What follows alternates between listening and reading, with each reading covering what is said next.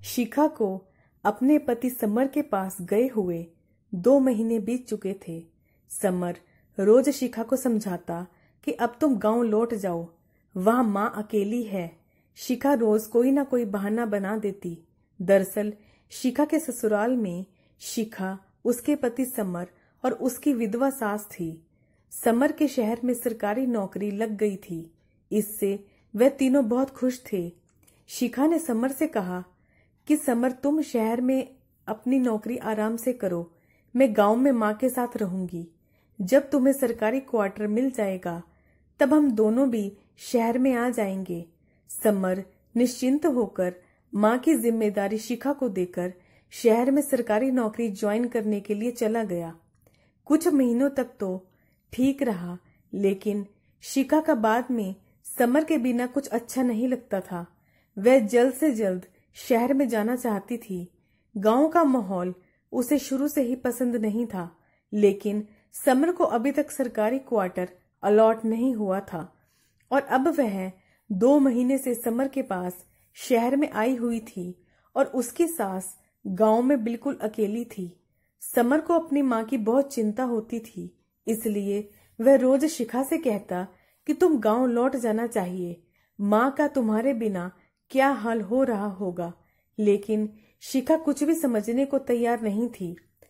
आज समर ने फिर शिखा को उसका कर्तव्य याद दिलाने की कोशिश की कि माँ तुम्हारे बिना बहुत परेशान होगी।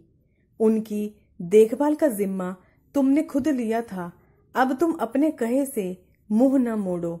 मैं जल्दी ही क्वार्टर लेने की कोशिश करता हूँ, फिर तुम्हें और माँ को अपने पास बुला लूंगा। समर की बात सुन आज शिखा भड़क उठी और बोली कि अब मैं गांव में एक भी दिन नहीं रह सकती, मुझे वहां बिल्कुल अच्छा नहीं लगता। मैं आज अपना पूरा सामान लेने गांव जा रही हूँ। शिखा जब गांव पहुंची तो माँ उसे देखकर छोटे बच्चों की तरह फफक फफक कर रो पड़ी। शिखा को गले लगाकर कहने लगी, मेरी बच्ची, तेरे बिना तो यह घर काटने को दौड़ रहा था।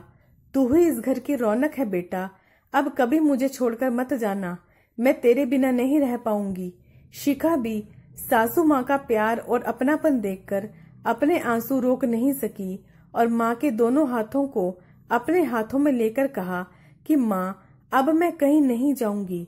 2 दिन बाद समर का फोन आया कि शिखा, तुम सामान लेने गांव गई थी, अभी तक सामान लेकर वापस नहीं आई, क्या हुआ, सब ठीक तो है ना?